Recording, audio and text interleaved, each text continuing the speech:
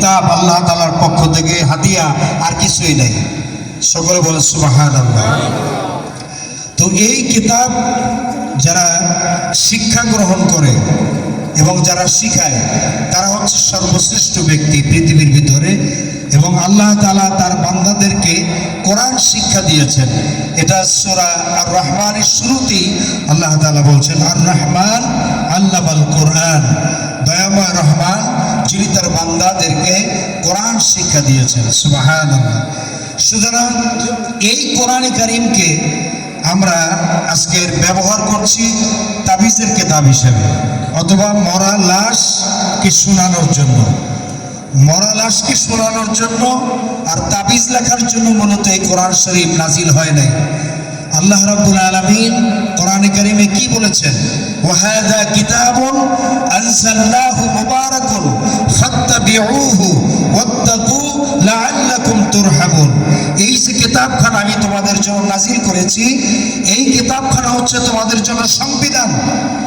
এই কিতাব হচ্ছে তোমাদের জন্য পথ নির্দেশিকা।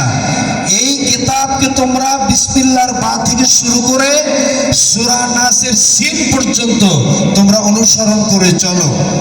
যদি অনুসরণ করে চলো তাহলে তোমরা রহমত প্রাপ্ত হবে। সুবহানাল্লাহ বলেন। আজকাল আমরা কি করছি? এই কোরআন শরীফকে ব্যান্ডেজ করে প্যাকেট করে তাকের উপরে রেখে দিই।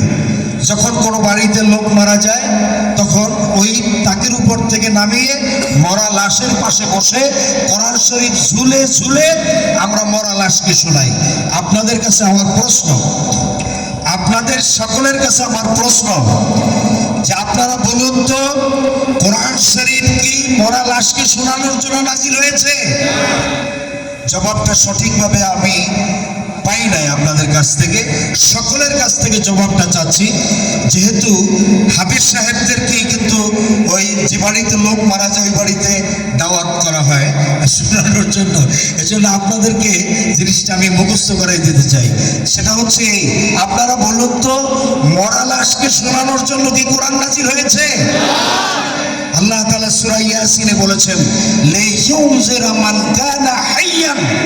হাইয়ান শব্দের অর্থ হলো জীবিত। আল্লাহ তাআলা বলছেন, হে নবী, এই কোরআন আমি নাজিল করেছি জীবিত মানুষকে শোনানোর জন্য। সুবহানাল্লাহ বলেন। সুতরাং মরা লাশকে শোনানোর জন্য কোরআন নাজিল হয় নাই, আর তাবিজ লেখার জন্য আসে নাই। আর ওই কোরআনের আয়াত লিখে লিখে গ্লাসের মধ্যে ভিজিয়ে রেখে সকালবেলা উঠে টক টক করে গিলে গেলে খাবেন, এই জন্য কোরআন নাজিল করা হয় নাই। তাহলে কেন নাজিল হয়েছে? আল্লাহ তাআলা সুস্পষ্টভাবে কোরআনে কারিমে বলেছেন, ইন্না আনজালনা ইলাইকাল কিতাবা বিল হক লিতাহকুমা বাইনান নাস বিমা আরাকাল্লাহ।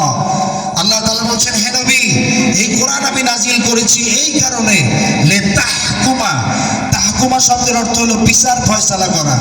বাইনা মানে মাঝে, নাস মানে মানুষ। মানুষের মাঝে কোরআনের আইন দিয়ে বিচার ফয়সালা করার জন্য আল্লাহ তাআলা কোরআন শরীফ নাজিল করেছেন। সুবহানাল্লাহ বলবেন না নাউজুবিল্লাহ বলবেন? কি বলবেন? সুবহানাল্লাহ। কেন সুবহানাল্লাহ বলবেন? যেহেতু আল্লাহ তাআলা কোরআনের আইন দিয়ে বিচার ফয়সালা করতে বলেছেন। আমরা কি করছি? আমরা কি করছি আমাদের দেশে? আপনারা বলুন। প্রত্যেকের নলেজে বিষয়টা আমি একটু পুশ করতে চাই, দিতে চাই। সেটা হচ্ছে এই, আপনারা বলুন তো, আমাদের দেশে আইন মানে কোরআনের আইন দিয়ে কি বিচার ফয়সালা হয়? আজকে বললেন কেন হয়? আমাদের দেশে জজ court, high court, supreme court, secretariat, parliament, এগুলি কি কোরআনের আইন দিয়ে চলে? চলছে না। অথচ কোরআনকে ছেড়ে দিয়া মানুষের তৈরি করা আইন দিয়ে আমরা দেশ পরিচালনা করছি। আমাদের জজ court, high court, supreme court, secretariat, parliament এগুলো চলছে। তো এর জন্য কিয়ামতের দিন আমাদেরকে মামলা খাওয়া লাগবে। কি খাওয়া লাগবে? সকলে বলেন। যেহেতু কোরআন ছেড়ে দিয়ে আমরা মানুষের তৈরি করা আইনকে গ্রহণ করেছি, এর জন্য কিয়ামতের দিন আমাদের কি খাওয়া লাগবে? মামলা খাওয়া লাগবে। কোন সূরায় বলেছেন আল্লাহ তাআলা? সূরা ফুরকান। সূরা ফুরকানের 30 নম্বর আয়াতে আল্লাহ তাআলা বলছেন, ওয়াকালু, আল্লাহ রাসূল সাল্লাল্লাহু আলাইহি ওয়াসাল্লাম তিনি কিয়ামতের দিন মামলা দায়ের করবেন এই কথা বলে যে, ইয়া রাব্বি ইন্না কওমি ইত্তাখাযু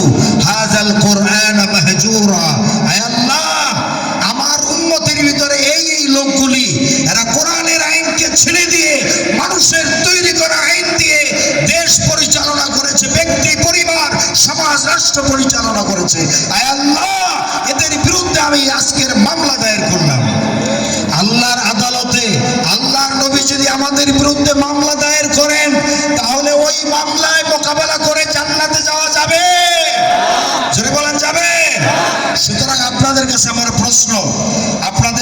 প্রশ্ন, বাংলাদেশের প্রত্যেকটা জায়গায় আমাদের রান্নাঘর থেকে শুরু করে বঙ্গভবন পর্যন্ত, গণভবন, তারপরে সেক্রেটারিয়েট, জজ court, high court, supreme court, secretariat, parliament, সর্বত্র আল্লাহর কোরআনের আইন দিয়ে এই দেশটা পরিচালিত হোক। এটা কি আপনারা চান? কারা কারা চান? দু হাত তুলে আল্লাহকে দেখান। কারা কারা?